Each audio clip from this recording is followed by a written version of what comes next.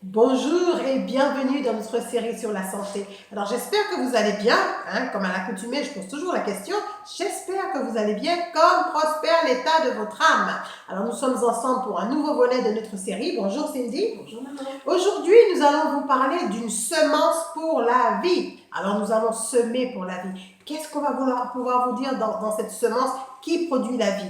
Alors rappelez-vous, nous sommes toujours sur ce petit sentier où nous ramassons des petits cailloux de l'information et des petits cailloux de la connaissance. Et aujourd'hui, nous allons avec vous ouvrir ce volet. Donc nous avons parlé de ce Dieu qui a créé toutes choses, de ce Dieu qui a créé notre corps, de ce Dieu qui a donné la vie et qui espère bien que nous la maintiendrons jusqu'au bout, cette vie qu'il nous a donnée. Alors, dans notre cheminement, nous allons voir un nouvel aspect de cette création que Dieu a donnée et pourquoi il l'a donnée et à quoi ça nous engage au niveau de notre santé.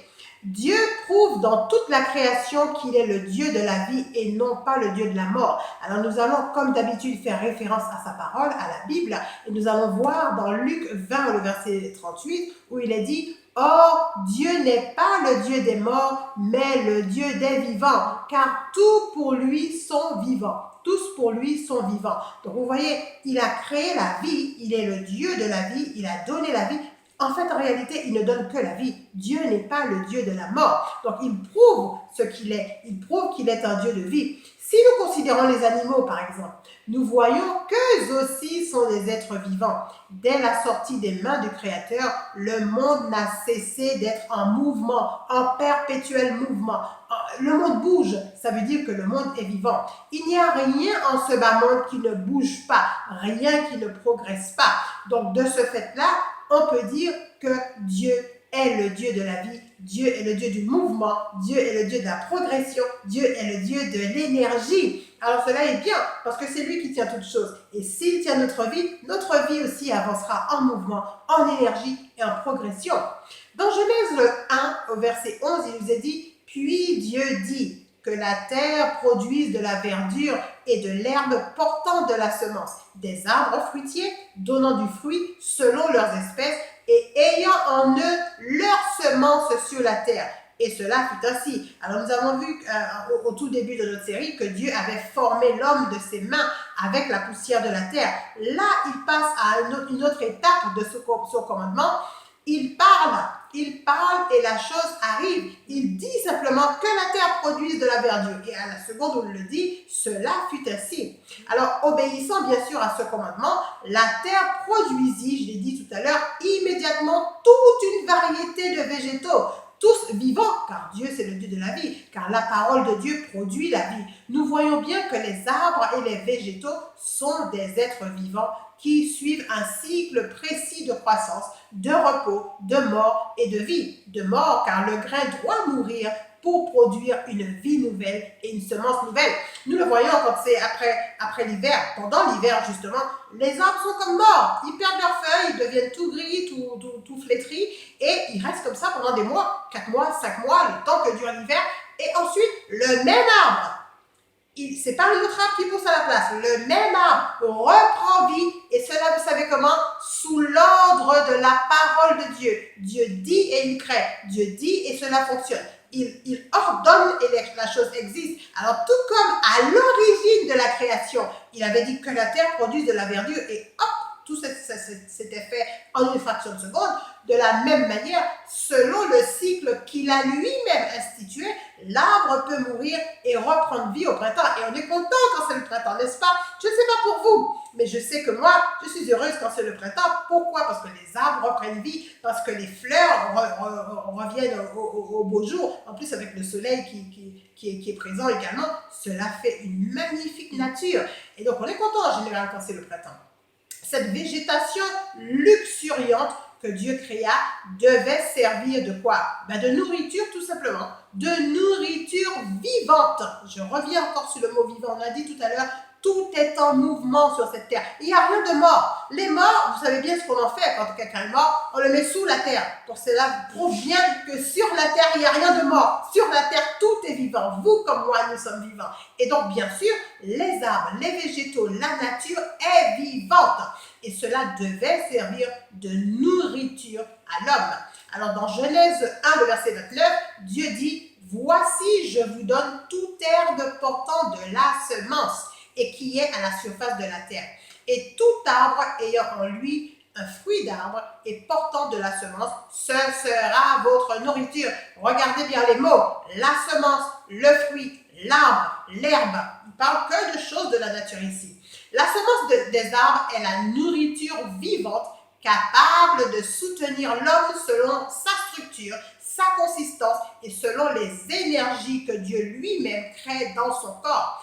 Donc, nous voyons, la semence est le grain même, le grain qui se trouve dans les fruits, dans les légumes, etc. Ce petit grain s'appelle une semence capable de recréer. Le grain produit la vie et renouvelle l'énergie vitale de l'homme et contribue à le maintenir en vie. En dehors de ce grain, la vie ne peut être assurée. Si l'homme se trouve malade aujourd'hui, c'est qu'il a réduit ou abandonné l'usage de la semence de vie dans la nature que Dieu avait prévue pour lui assurer la vie et la santé en privilégiant une alimentation morte, plutôt, on a plutôt fait le choix d'une alimentation morte et sans vie, plutôt que de prendre une alimentation qui peut porter de l'énergie. Alors j'insiste sur ça parce que nous voyons que la nature est vivante, elle est toujours aussi vivante et malgré le mauvais traitement parfois qu'elle subit des uns ou des autres, cette nature-là reste vivante et elle est en mouvement, elle est en marche, elle est en progression et elle suit le cycle que Dieu lui-même a dicté pour elle, pour pouvoir passer son temps de repos, son temps de régénérescence, son temps de renouveau, son temps de vie et d'énergie. Mais cette énergie-là qui se trouve dans la nature, dans le grain que produit la nature, cette énergie-là nous est communiquée lorsque nous le consommons. Quand nous consommons le grain, ce grain nous apporte la vie qui est dans le grain, qui fait que les arbres sont vivants, mais nous aussi on est vivants. Alors on n'est pas que vivants, on est vivants et remplis d'énergie parce que nous avons mangé le bon grain, le grain qu'il faut. Alors bien sûr, si nous mettons de côté le grain qui est vivant et que nous mangeons une nourriture morte, bien sûr, la nourriture morte, en contrepartie, à l'opposé, apporte la mort. Nous voyons que ce qui apporte la vie, c'est une nourriture vivante. Et le grain, par défaut, étant vivant, c'est ce qui apporte la vie et l'énergie. Alors maintenant, nous aimons à citer cet auteur du 19e siècle qui est Ellen G. White, qui a écrit beaucoup sur l'alimentation. Et encore une fois, je l'avais déjà dit la dernière fois, annoncé la dernière fois, vous pouvez rechercher le nom de cet auteur, Ellen G. White, qui a vécu au 19e siècle aux États-Unis et qui a écrit beaucoup de choses au niveau de la santé, des choses merveilleuses, des choses magnifiques et des choses qui sont encore valables pour nous aujourd'hui parce que malgré qu'elle ait vécu ça fait pratiquement 200 ans maintenant, parce qu'on est au 21e siècle, malgré qu'elle ait vécu depuis ce temps-là, ce qu'elle dit est encore très valable et très réel aujourd'hui. Alors nous allons la citer, prendre quelques passages des livres qu'elle a écrits. Elle a écrit un livre qui s'appelle Conseils pour la nutrition et les aliments, très fort ce livre-là, plus d'autres livres encore sur la santé. Et l'un des extraits que nous avons pris, c'est, elle dit « Je suis reconnaissante à Dieu du fait qu'il ne supprima pas l'usage des fruits à Adam lorsque celui-ci a quitté le jardin d'Éden. » Nous connaissons pour certains d'entre vous l'histoire. Dieu a créé un homme et une femme, et cet homme et cette femme ont désobéi à un des commandements qu'il a donné, au seul commandement d'ailleurs qu'il avait donné à cette époque. Et donc, à cause de cela, il ne fut plus capable pour l'homme de rester dans ce beau jardin que Dieu avait créé pour lui. Et donc, ils ont dû quitter le jardin finalement. Mais en quittant le jardin, Dieu a quand même continué à lui gratifier de ses bénédictions en lui donnant toujours encore des fruits à manger. Elle dit, le Seigneur désire que ceux qui vivent dans des endroits où l'on peut cueillir des fruits pendant une bonne partie de l'année apprécient le privilège qu'il leur est donné.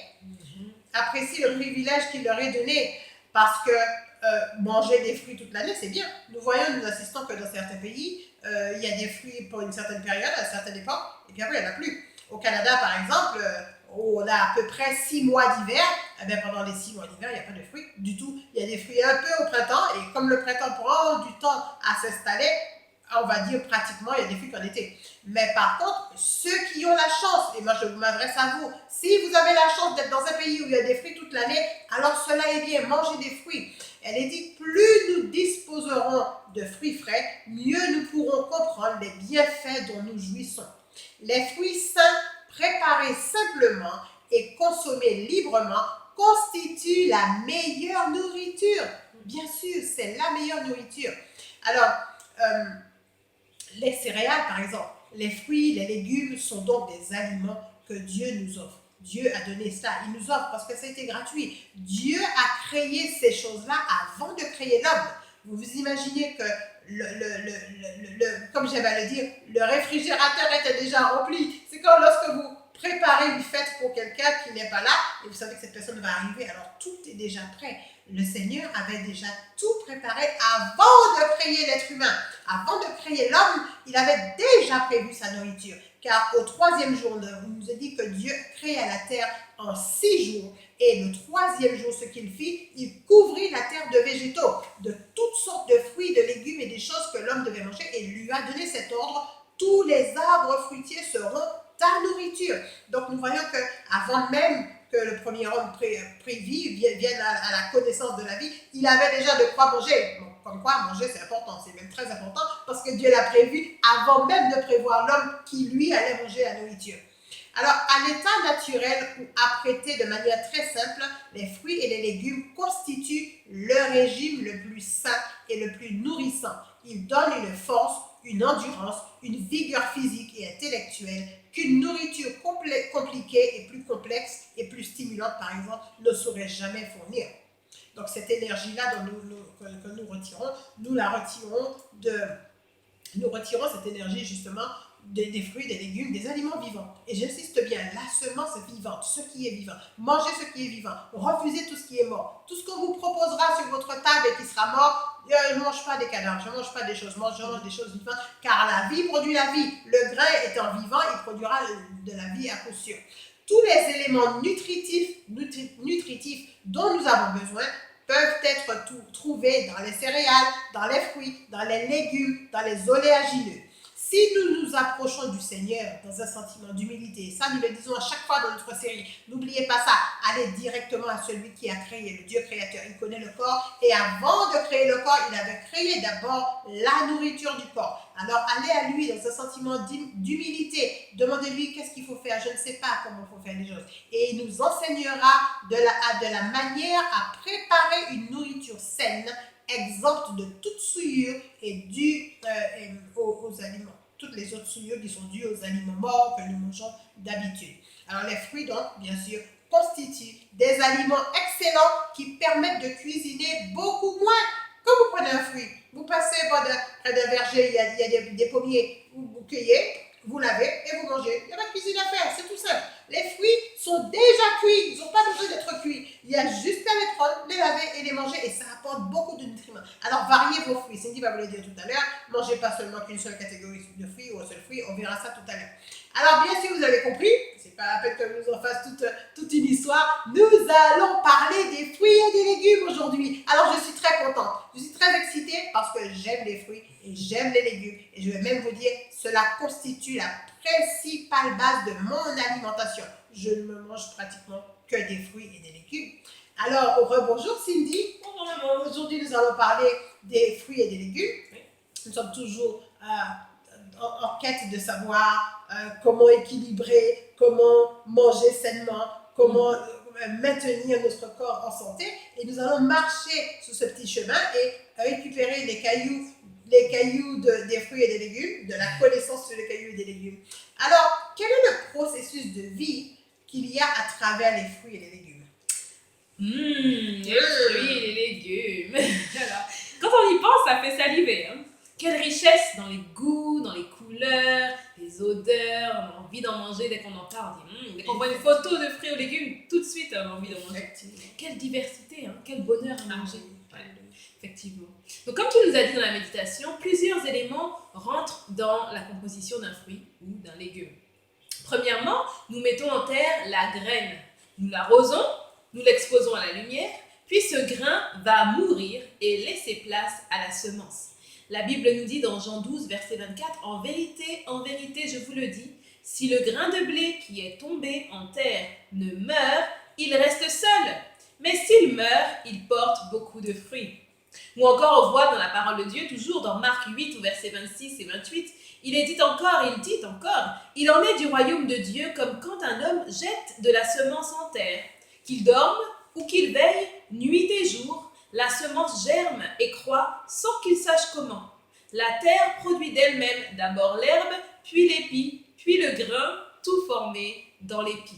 Donc ce processus est donc en dehors de notre pouvoir. Nous ne pouvons que semer et l'Éternel fait germer. C'est lui qui donne la vie après la mort du grain et qui va produire donc l'herbe, puis l'épi et ensuite un nouveau grain. Donc Dieu, depuis qu'il a créé le monde, l'homme ainsi que l'herbe des champs ne cessent de se reproduire. C'est le miracle de la vie. Comme une nouvelle naissance à chaque fois, comme se forme le fœtus dans le ventre de sa mère, ainsi l'Éternel veille sur la formation de l'herbe. De même qu'à l'accouchement sort un être vivant, de même à la moisson nous récoltons des fruits vivants. Sans même savoir comment ça marche. Sans même savoir. On met un grain en terre. Alors vous voyez, chers amis, comment c'est important, comment c'est facile en fait. C'est très facile. Comme je disais tout à l'heure, il n'y a pas de cuisine à faire, il n'y a rien à faire. Il n'y a plus qu'à cueillir et à manger parce qu'on a juste fait l'effort de mettre un petit grain en terre qui a poussé, qui a fait un arbre et nous, on n'a plus qu'à manger. Dieu a déjà fait le reste. Alors Cindy, en quoi cela nous aide-t-il à la croissance de notre corps? Eh bien, toutes les cellules de notre corps sont vivantes et en permanence en action. Elles ont besoin d'énergie. Et quoi de plus énergétique qu'un autre produit vivant? Donc les fruits et les légumes que nous consommons, tu l'as dit tout à l'heure, sont vivants. Ils apportent donc à notre corps leurs propres cellules et leurs nutriments qui sont vivants, ce qui nous procure plus d'énergie, plus que toutes les autres choses mortes que l'on pourrait consommer. Alors peut-être direz-vous que certaines personnes ne mangent pas de fruits et de légumes et ne sont pas mortes pour autant, c'est vrai, mais cependant elles ne disposent pas de l'énergie nécessaire pour accomplir leurs tâches de tous les jours. Elles sont souvent fatiguées, elles sont pâles, alourdies, amoindries et parfois souvent malades. C'est parce que leur corps, qui lui est vivant, ne trouve pas dans l'alimentation l'aide qui est nécessaire pour affronter les différentes épreuves auxquelles il est confronté. En comparaison, une personne qui mange beaucoup de fruits et de légumes est pleine d'énergie physique et également de force mentale. Elle trouve dans son alimentation tout ce dont elle a besoin pour la construction et la fortification de son système immunitaire, donc c'est le système qui va combattre les maladies, et ainsi son corps est apte à lutter donc contre ces maladies et tous les virus qui l'environnent. Son cerveau est ainsi libéré des tâches inutiles et il peut se concentrer sur ce qui est important. L'estomac sait tout de suite quoi faire de cette nourriture. Il va tout de suite la redistribuer rapidement et efficacement à tous les organes de notre corps. Tout le monde est content. L'esprit, l'âme et le corps. Alors très bien, et vous voyez, ça fait sourire. On est heureuse quand on parle de fruits et de légumes. Et c'est vrai, Cindy l'a dit tout à l'heure, il suffit qu'on voit la photo d'une coupe de fruits, le visage s'éclaire tout de suite. Et on est heureux. Pourquoi? Parce que c'est un aliment qui apporte la joie, parce que c'est un bon aliment. Alors comment doit-on manger des fruits et des légumes, Cindy? En abondance, en abondance. L'important est d'en manger le plus possible. Même s'il est vrai que l'excès en tout nuit, il faut le rappeler, il est rare de voir une personne faire un excès de fruits et de légumes. Il y a différentes manières de manger des fruits et des légumes, mais ce qui importe, c'est qu'ils doivent être présents à chaque repas. Plusieurs courants d'idées prônent de manger des fruits et des légumes uniquement crus ou bien par couleur, etc. Il y a du bon sens dans beaucoup de ces choses, mais la chose à retenir est que pour une santé optimale, les fruits et les légumes doivent représenter plus de 50% de ce que nous mettons dans notre assiette. Ils doivent être la partie la plus importante. Alors, j'aime bien prendre l'exemple de cette assiette. Quand on voit une assiette ronde comme ça, il faut séparer donc l'assiette en deux et toute cette partie-là doit être des fruits ou des légumes, etc. En général, on voit une petite partie de fruits et de légumes et le reste d'autres choses. D'autres choses, voilà. Mais en réalité, il est préférable de manger 50% de fruits et de légumes et le reste d'autres choses. Il est préférable donc de les manger crus, en effet, parce qu'ils conservent comme ça tous leurs nutriments et sont beaucoup plus bénéfiques au corps en termes d'énergie. Quand nous cuisons les fruits et les légumes, ils perdent beaucoup de leurs vitamines et leurs minéraux. Et parfois même, il ne reste plus que du sucre et des fibres. Donc préférons donc la cuisson à la vapeur, qui est moins agressive et elle conserve donc le plus de nutriments. Certaines personnes optent pour les jus de fruits et légumes. C'est également une autre manière de les consommer. Attention par contre au taux de sucre, car pour obtenir un verre de jus d'orange, il faut au moins 3 oranges. Donc ainsi, nous consommons 3 fois plus de sucre que si nous avions mangé juste une simple orange. Un autre problème des jus, c'est que nous utilisons, par exemple, si on utilise une centrifugeuse, on n'obtient pas les fibres, on n'obtient que le jus, et donc les fibres sont écartées. Or, ceux-ci sont très très importants pour la digestion et l'assimilation des aliments. Donc agissons avec sagesse en alternant fruits et légumes crus, cuits, jus et jus de fruits et les légumes et fruits frais. Donc le fruit, c'est un tout. Alors d'un côté, il y a la pulpe, il y a les fibres, Oui. et de l'autre côté, il y a le jus, le sucre et l'eau, etc. Donc si on met de côté une partie, cela ne peut pas marcher. Donc on doit consommer l'aliment complet tel qu'il est pour que cela puisse marcher. C'est meilleur. D'accord. Alors y a-t-il des fruits ou des légumes dont on doit se méfier?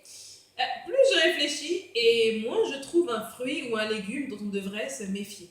Les fruits et les légumes, contrairement aux aliments morts, n'ont pas d'effet secondaire. Ils n'apportent pas de mauvais gras et ils ne causent pas toutes sortes de maladies.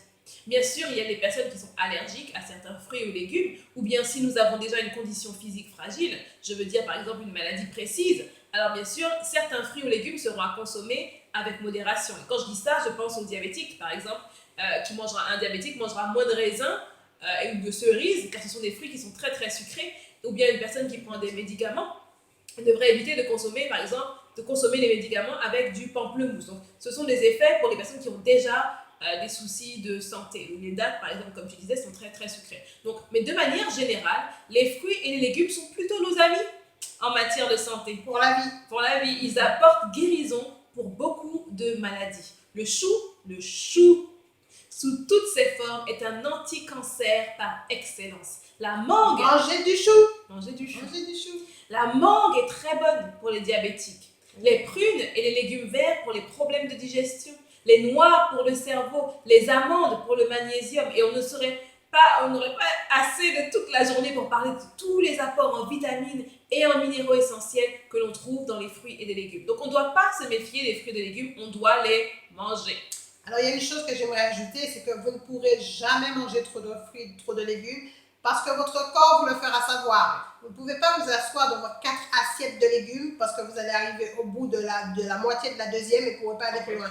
Parce que les fruits apportent beaucoup d'eau. Et lorsque vous consommez des fruits et les légumes, les deux, lorsque vous consommez des légumes crus notamment et particulièrement, j'ai fait l'exemple, j'ai fait l'expérience où j'ai mangé beaucoup de choux-fleurs crus. J'aime beaucoup les choux-fleurs crus. Et j'en ai mangé, et à un moment donné, je ne pouvais plus en manger. Donc on ne peut pas surpasser. Lorsque le corps dit ça suffit au niveau des fruits et des légumes, vous pourrez automatiquement vous arrêter. Donc ne vous inquiétez pas de savoir si vous avez mangé assez.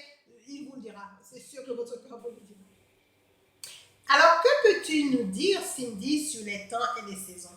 Eh bien, la parole de Dieu nous dit dans Ecclésiaste 3, au verset 1, qu'il y a un temps pour tout, un temps pour toutes choses sous les cieux. L'Éternel lui-même a déterminé les saisons et nous voyons les effets chaque année. Le printemps, c'est le temps des fleurs, c'est le temps où la nature renaît, etc. C'est le moment où on prépare son jardin, on plante ses fruits, ses légumes, etc. L'été, c'est la saison la plus chaude. Le soleil est généreux, les premiers fruits plantés commencent à pousser. Nous en profitons grandement parce que les couleurs et les saveurs nous ravissent. Puis arrive l'automne, saison de la moisson, où la récolte atteint son paroxysme avec tous les fruits et légumes possibles. Je pense que c'est la saison où on récolte le plus. L'automne? L'automne, ouais, on récolte le plus. C'est également la saison des réserves et des conserves pour l'hiver, donc qui arrive.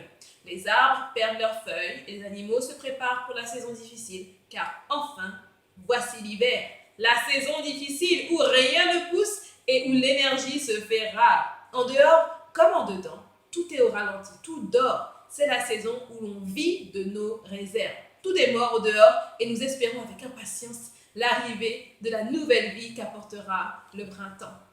Nous voyons donc que ces cycles sont bien définis. Ainsi, notre consommation de fruits et de légumes doit être adaptée.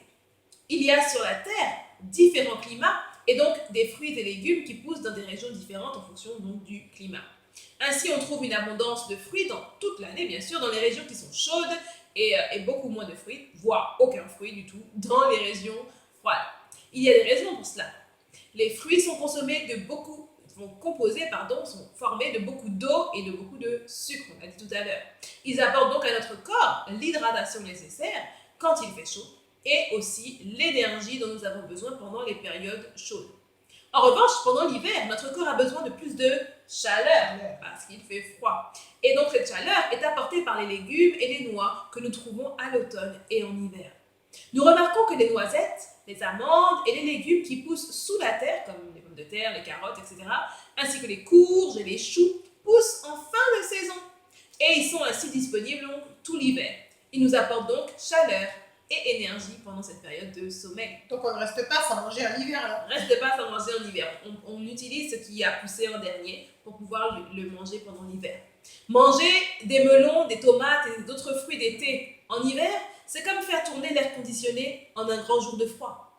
De même, manger un plat de pommes de terre, carottes et tout autre légume d'hiver en plein été, c'est comme allumer son chauffage en plein jour de canicule. Ça n'a pas de sens.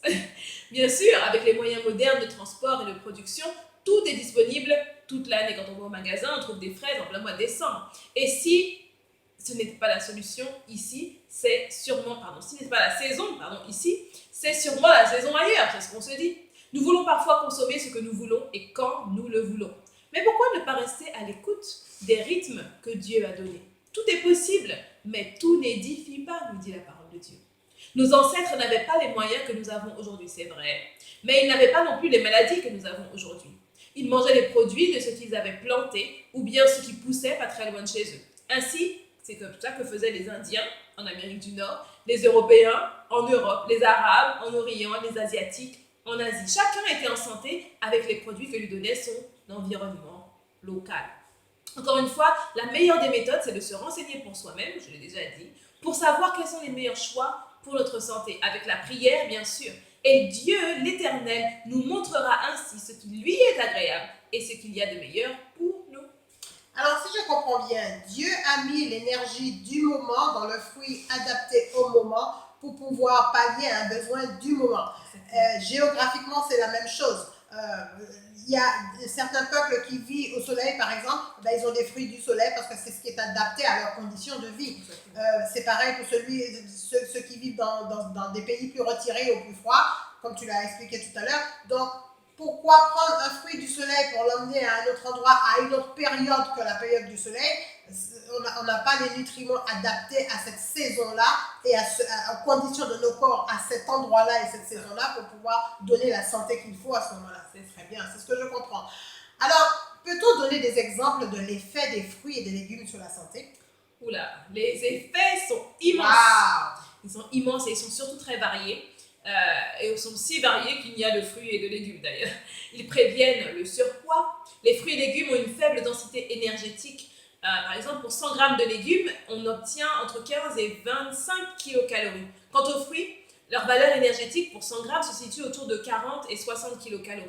Donc non seulement les fruits et légumes sont peu caloriques, mais grâce à leur richesse en fibres, ils sont des plus rassasiants. Quand on mange ça, on n'a plus envie de manger après. Comme tu disais avec les choux-fleurs, une fois que tu as eu ta dose de chou-fleur, tu ne peux pas aller plus loin parce que ton corps a dit c'est suffisant, j'ai eu ce qu'il me fallait.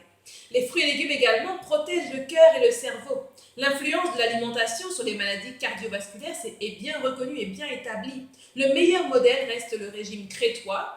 C'est un régime qui était riche en fruits et légumes et qui est pauvre en graisses saturées.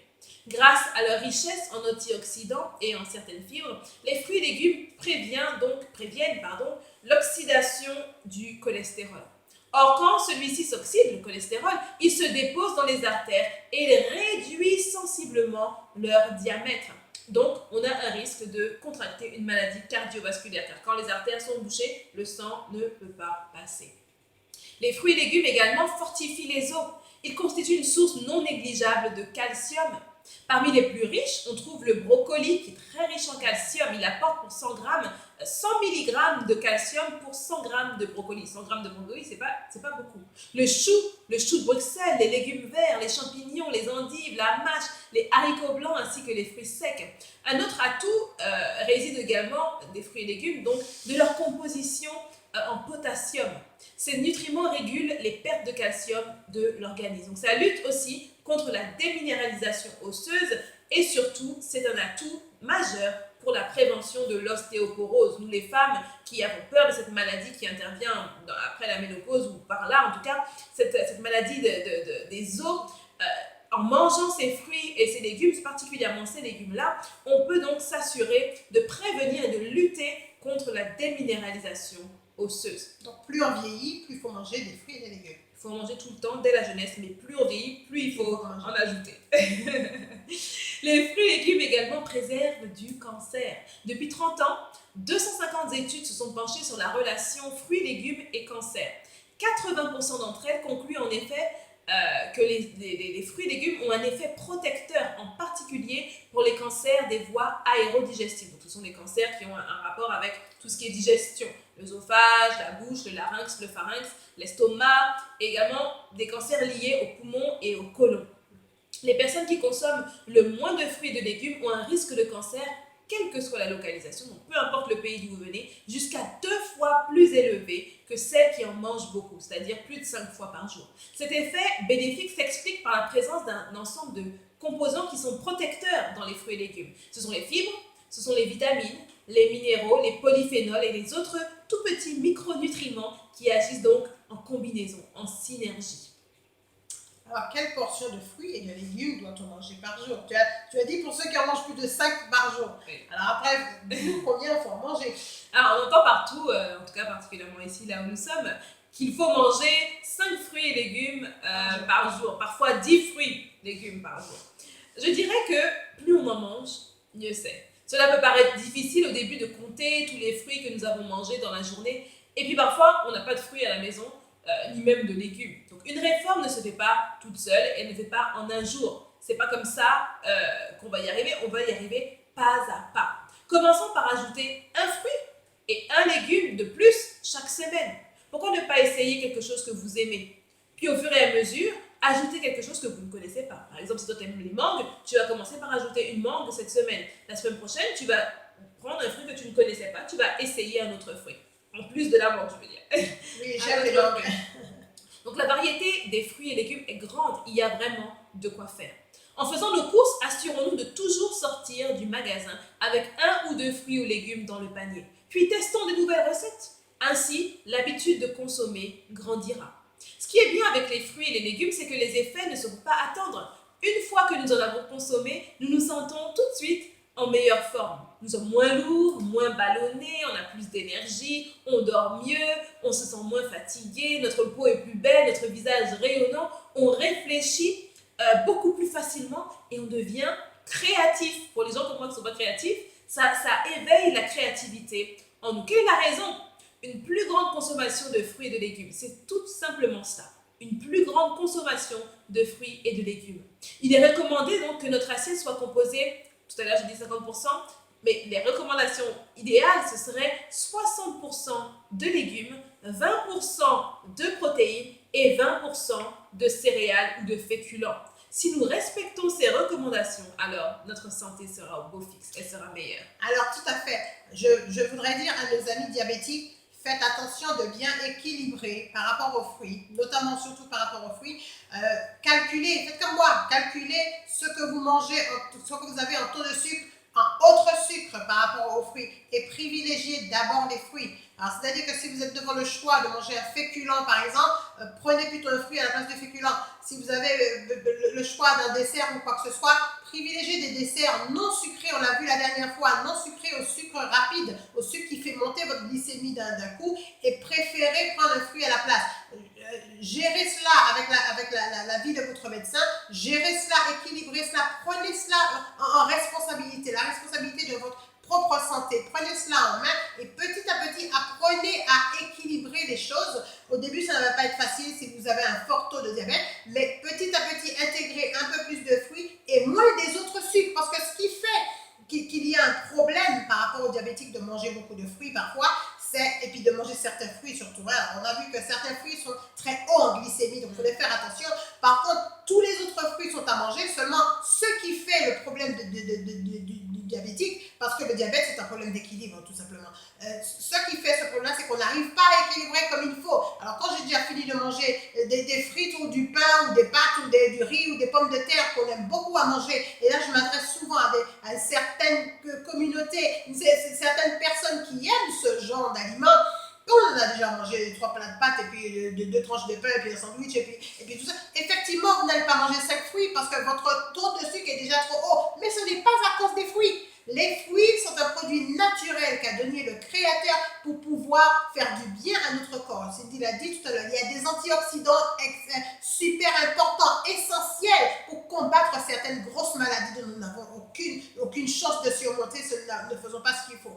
Alors, mes amis diabétiques, encore une fois, je vous appelle mes amis parce que j'étais diabétique, je connais le problème des diabétiques. Je ne le suis plus et je peux vous assurer que je mange des fruits et j'en mange beaucoup et j'en mange autant qu'il faut. Je mets de côté ceux qui ne sont pas bons, bien sûr, qui ne sont pas bons, qui portent une glycémie trop importante, comme les dattes par exemple, c'est très sucré une date. Alors je ne vais pas manger de date, ou alors je vais manger une date, mais quand j'ai mangé une date, je ne vais pas manger de date pour le reste de la semaine, ni de date, ni de pain, ni de pâtes, ni de quoi que ce soit, parce que j'ai déjà fait monter mon taux de sucre à un taux qui est déjà raisonnable, je ne veux plus en rajouter. Le diabète, c'est une question de cumul. Je cumulais un premier sucre, un autre sucre, un sucre complexe, un sucre rapide, j'ai mangé un morceau de gâteau, etc. Ok, il n'y a pas de problème. Je dis, oh, je le gère comme ça, je ne mange pas beaucoup, un tout petit morceau. D'accord, mais lorsqu'on a mangé un petit morceau de gâteau, on ne va pas manger 5 fruits dans la journée. Ça, c'est logique. Il faut équilibrer. Par contre, si mon alimentation n'est basée que sur des fruits, je ne mange pas de sucre rapide, je ne mange pas de pain à outrance, je ne mange pas des pâtes ou autre chose, je ne fais pas le procès des pâtes et du pain, ne vous inquiétez pas,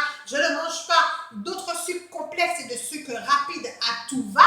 Bien sûr que je peux manger 5 fruits et légumes par jour, même si je suis diabétique. Cela est naturel et cela fait du bien. Alors aujourd'hui, si j'ai mangé 5 fruits, demain je peux en manger 3.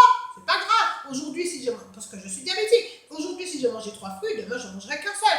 Mais essayez de trouver en priant la maîtrise de ces choses-là et la maîtrise de votre propre corps. Commandez-le ce corps, il doit vous obéir, c'est vous. Vous savez, le corps, l'âme et l'esprit, nous avons dit, c'est l'esprit à travers la conscience qui vous guide. Dieu, à travers votre conscience, vous guide dans les choses à faire. Dites à votre corps, non, c'est vrai, tu es très gourmand. Je l'étais, moi aussi, je le suis encore d'ailleurs. On aime bien un petit carré de chocolat, il n'y a rien de mal à ça. On aime bien un petit morceau de gâteau, ces choses-là ont de bon goût, on est content.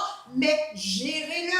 Gérez-le, vous avez mangé une tranche de gâteau aujourd'hui, et bien vous n'allez pas manger 4 fruits demain, mangez un seul fruit demain. Par contre, essayez de manger un fruit demain, 2 fruits après-demain, et pas de gâteau. C'est surtout là, c'est comme ça que se fait l'équilibre. Chers amis diabétiques, cela est sérieux. Vous pouvez vous en sortir si vous équilibrez votre sucre comme il faut pour ne pas vous plonger plus bas. Même si le médecin a donné des médicaments, prenez vos médicaments. Même si le médecin a donné un traitement, mais ne comptez pas sur ce seul traitement. Équilibrez petit à petit, reprenez le contrôle de l'équilibre de votre alimentation et vous verrez des miracles s'accomplir et ce diabète s'en ira de vous. Ça prendra du temps, mais si vous êtes sérieux, si vous êtes persévérant et si vous le voulez vraiment, vous allez arriver à de grands résultats.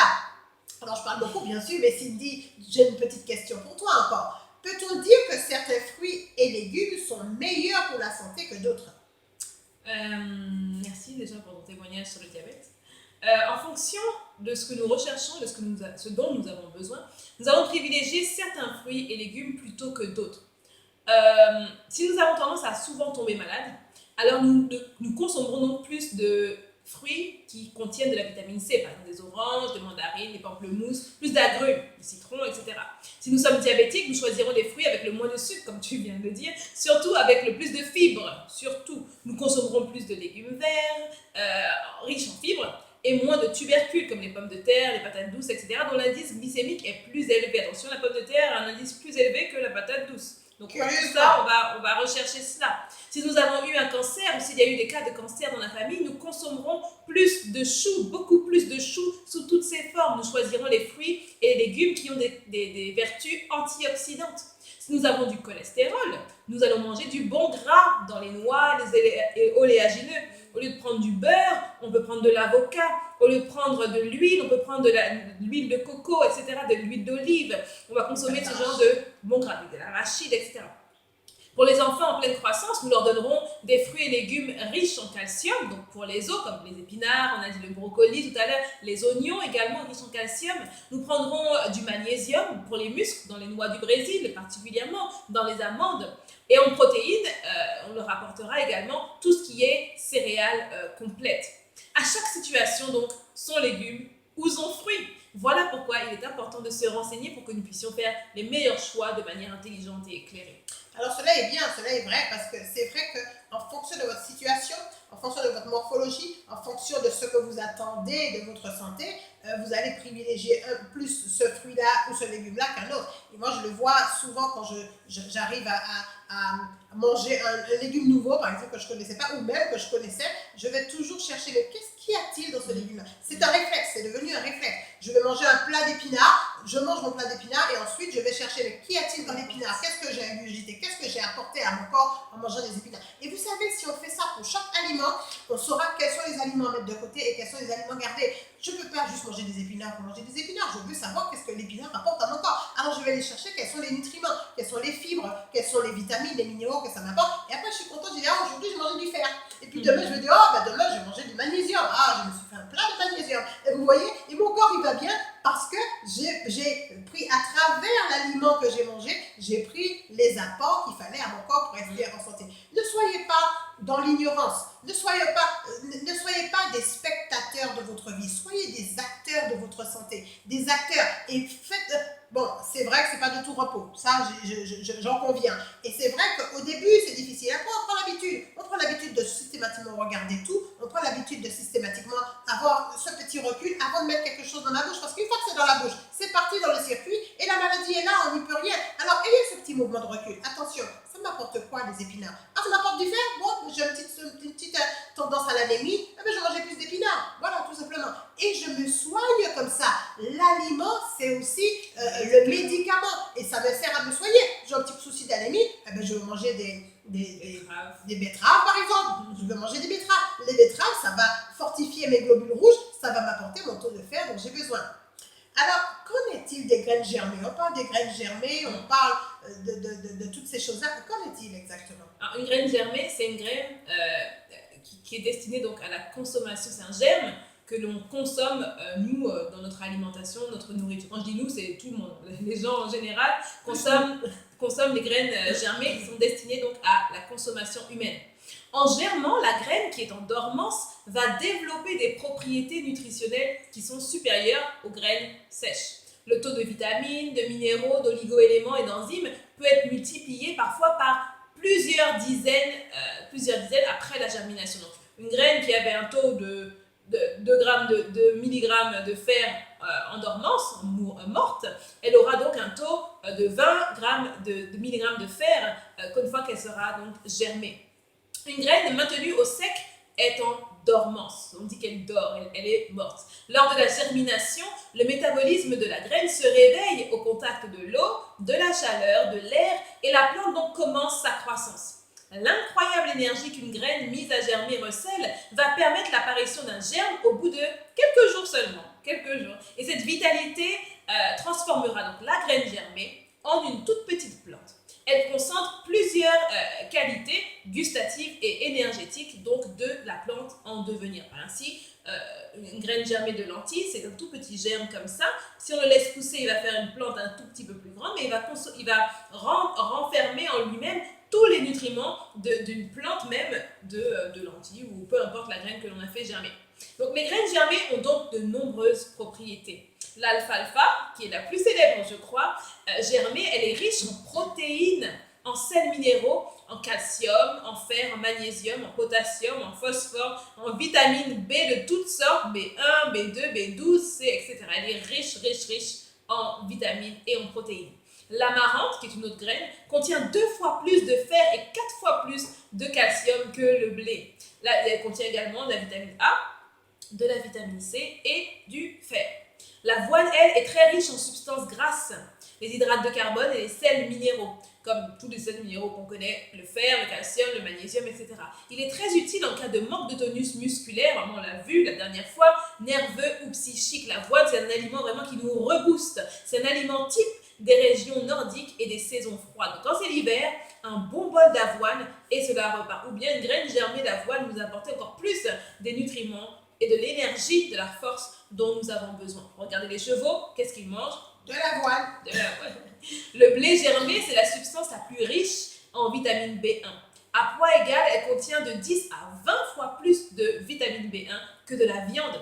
20 grammes de blé germé fournit la moitié de la ration journalière dont on a besoin donc en vitamine B1. Elle contient aussi des protéines, des glucides, du fer, du calcium, etc. Toutes les vitamines B, 1, 2, 3, 5, 9, etc. Donc, tout ce blé germé donc, contient toutes les vitamines dont on a besoin et même beaucoup plus de choses qu'on ne connaît même pas. Et bien d'autres encore, donc pourquoi se priver? Les graines germées, c'est tellement facile, c'est bon marché et ça apporte énormément donc à notre santé. Alors, comment consomme-t-on des graines germées? Parce que tu as parlé de lentilles tout à l'heure. Est-ce qu'une fois que la graine a germé, il faut la faire cuire pour la manger? Non, la mange crue. Alors, on peut la faire germer. Un jour, peut-être, on vous montrera une démonstration comment faire germer les On graines. fera la démonstration en direct. Mais c'est extrêmement facile, ça prend 5 minutes et ça peut rapporter très gros. Faire juste prendre une poignée de lentilles, la mettre dans un bocal, la recouvrir d'eau. Si on la laisse là la nuit, on verra le lendemain matin quand on sera réveillé que les lentilles auront absorbé toute l'eau et elles se seront gonflées, donc elles auront doublé de volume. Et les laisser ainsi, donc les rincer et les laisser ainsi à l'air, à l'abri de la forte lumière, les laisser là. Et au bout de quelques jours, vous allez voir que, même pas quelques jours, les lentilles c'est vraiment le plus rapide. 2-3 jours. Même pas 2-3 jours, vous allez voir qu'un petit germe commence à sortir. Ça va se créer tout petit et au fur et à mesure, ça va grandir. Quand les germes sont à peu près de cette dimension, 2-3 cm, et commencent à faire une petite plante, on peut les manger. Et cela renferme donc le maximum de vitamines que la lentille peut renfermer. Donc on peut les consommer crus. Les cuire, ça n'a pas de sens, ça n'a pas d'intérêt vraiment parce que c'est perdre toutes les vitamines qui sont renfermées dans les lentilles. Donc les manger crus, saupoudrez-les sur la salade, faites-vous une salade de graines germées, c'est excellent et ça peut rapporter gros. Et nous avons parlé de vie tout à l'heure, de semences de vie, donc on ne peut pas faire justement germer quelque chose, refaire partir la vie dedans, et puis ensuite la tuer à la cuisson. Ça n'aura pas de sens. Par contre, ce que je peux dire, c'est que manger des graines germées, c'est beaucoup plus facile à mastiquer que de manger la graine comme ça à l'état. D'où pourquoi on la fait germer pour qu'elle soit... Parce qu'elle est toujours vivante, elle a ses nutriments, mais comme elle a séché avec le temps, la refaire partir en germe, c'est lui redonner son aspect vivant, et ensuite c'est plus facile à mastiquer, à manger et à apporter plus de nutriments vivants encore. Alors Cindy, un témoignage? Un témoignage. J'ai récemment lu ce texte de Daniel dans la Bible, le livre de Daniel au chapitre 1, où je vais donc vous donner la Bible. Je vais vous donner un extrait. Donc, il est dit que le roi donna l'ordre à Ashpenaz, qui était le chef de ses eunuques, d'amener quelques-uns des enfants d'Israël de race royale ou de famille noble. Alors, il faut savoir que le peuple d'Israël, à cette époque où l'histoire a été racontée, certaines personnes du peuple ont été déportées de leur pays et apportées dans un autre pays, un grand pays qui s'appelait Babylone. Et parmi ces personnes qui ont été déportées, emmenées en captivité à Babylone, il se trouvait donc 4 jeunes garçons là-bas, car le roi voulait donc des personnes qui étaient belles. Alors, je vais continuer de lire. Il est dit qu'il lui a demandé donc au chef des eunuques d'amener quelques-uns des enfants d'Israël de race royale ou de famille noble, des jeunes garçons sans défaut corporel, beaux de figure, doués de sagesse, d'intelligence et d'instruction, capables de servir dans le palais du roi, et à qui on enseignerait donc les lettres et la langue des Chaldéens ou des Babyloniens. Le roi leur assigna pour chaque jour une portion des plats et des mets de sa table et du vin dont ils buvaient, voulant les élever pendant 3 années, au bout desquelles ils seraient donc au service du roi. Il y avait donc parmi ces jeunes gens, il y avait parmi eux, d'entre les enfants de Juda, il y avait Daniel, Anania, Michaël et Azaria. Le chef des eunuques leur donna à eux des noms. Donc à Daniel, celui de Belshazzar, à Anania, il l'a appelé Shadrach, à Michaël, celui de Meshach, et à Azaria, celui d'Abed-Nego. Donc vous avez peut-être déjà sûrement entendu ces noms. Shadrach, Meshach et Abed-Nego, c'était les amis de Daniel. Voilà. Daniel qui était un prophète. Voilà. Qui est devenu un prophète après. Par la suite. Donc c'est juste pour vous donner un petit contexte de ce texte que j'étais en train de lire il n'y a pas longtemps. Donc il est dit par la suite dans le texte que Daniel résolut de ne pas se souiller par les mets du roi et par le vin dont le roi buvait. Et il pria donc le chef des eunuques de ne pas l'obliger à se souiller. Dieu fit trouver à Daniel faveur et grâce devant le chef des eunuques. Le chef des eunuques dit à Daniel: « Je crains mon seigneur le roi qui a fixé ce que vous devez manger et boire. Car pourquoi verrait-il votre visage plus abattu que celui des jeunes gens de votre âge ?» Il lui dit également: « Vous exposeriez ma tête auprès du roi. » Alors Daniel dit à l'intendant, à qui le chef des eunuques avait remis la surveillance des jeunes gens, de Daniel, Anania, Michaël et Azaria, il lui dit: « Éprouve tes serviteurs pendant 10 jours, et qu'on nous donne des légumes à manger et de l'eau à boire. Tu regarderas ensuite notre visage et celui des jeunes gens qui mangent les mets du roi, et tu agiras avec tes serviteurs d'après ce que tu auras vu. » Il leur accorda ce qu'ils demandaient, et il les éprouva pendant 10 jours. Au bout de 10 jours, ils avaient meilleur visage et plus d'embonpoint que tous les jeunes gens qui mangeaient les mets du roi. L'intendant emportait les mets et le vin, qui leur étaient destinés et il leur donnait des légumes. Dieu accorda à ces 4 jeunes gens de la science, de l'intelligence dans toutes les lettres et de la sagesse. Et Daniel expliquait toutes les visions et tous les songes. Ah, c'est un texte que j'avais déjà lu, mais cette fois-là, il y a une question qui a jailli dans ma tête. Seigneur, est-ce que c'est possible que la consommation de légumes et d'eau seulement puisse apporter la sagesse, la science et l'intelligence? Est-ce que c'est possible que ça change l'aspect du visage de quelqu'un? Et donc, il fallait que je fasse une expérience pour savoir si c'était vrai ou pas. Et donc, que je fasse une expérience. Donc, j'ai prié Dieu et je lui ai demandé, Seigneur, aide-moi pendant 10 jours à faire l'expérience de Daniel. Pendant ces 10 jours, je n'ai consommé donc que de l'eau, des fruits et des légumes, auxquels j'ai quand même ajouté des noix.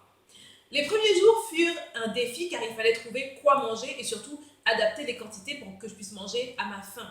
Puis plus les jours avançaient, plus ça devenait facile et plus je devenais créative dans ma manière de préparer à manger.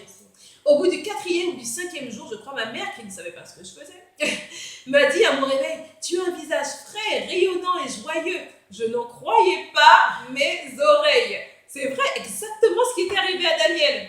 Eh bien, croyez-moi, les résultats ont été stupéfiants. J'étais pleine d'énergie, pas de fatigue, pas de manque, pas de sensation de faim. J'étais plus agréable, j'étais attentive aux autres. Une incroyable satisfaction et de joie de faire des nouvelles découvertes culinaires, etc. C'est incroyable vraiment tout ce qu'on peut faire avec des fruits et des légumes. Puis au bout de 10 jours, je suis retournée à mon alimentation normale. Et j'ai remercié Dieu de cette expérience incroyable. C'était la première fois et c'était vraiment extraordinaire. Donc maintenant, les fruits et les légumes et leurs bénéfices me manquent parce que j'ai plus cette énergie, etc. Mais j'ai découvert qu'il était possible donc d'avoir une meilleure santé physique et concrètement, et les résultats peuvent se voir au bout de quelques jours, ne pas attendre des mois ou des années. Au bout de quelques jours déjà, on peut voir les résultats d'une meilleure alimentation où on a intégré donc plus de fruits et plus de légumes. Donc, mettons Dieu à l'épreuve. Il va bénir nos efforts. Et en plus, il nous guérira et nous rendra la santé et la joie qui va avec. Donc, c'est vraiment mon souhait à prière pour chacun d'entre nous, que Dieu nous aide à cela. Amen. Bien sûr qu'il entend, bien sûr qu'il sait où trouver les fruits. Si vous avez la possibilité de manger, mangez-en. Si vous savez où en trouver, allez les chercher là où ils sont. Si vous devez les acheter, achetez-les si vous avez les moyens. Vous n'avez pas les moyens, demandez-les parce qu'il faut les consommer. Alors moi, je vous encourage à manger des fruits, manger des légumes tant que vous pouvez. Et faites cette expérience avec ce que Cindy a fait. Vous allez voir, ça changera votre vie. Ça vous donnera plus de dynamisme, plus de force, plus de courage, plus de... une beauté, une autre beauté. Alors, je ne sais pas, vous êtes déjà peut-être très beau ou très belle, mais ça ajoutera à votre beauté. Et en plus, vous aurez la santé et l'énergie en plus. Alors, nous vous souhaitons de manger des fruits, de manger des légumes, de prendre soin de vous aimer. Je l'ai toujours dit, je le dis encore, aimez-vous. Aimez-vous vous-même, donnez des fruits à ce corps qui vous en demande, donnez des légumes à ce corps et continuez de nous suivre sur cette série sur la santé. Petit à petit, pas à pas, nous avancerons vers le chemin de la victoire sur la santé et nous acquérons au nom de ce Dieu créateur qui nous a créés, nous acquérons la victoire dans tous les domaines de nos vies pour notre bien-être. Merci à vous, à bientôt. À bientôt.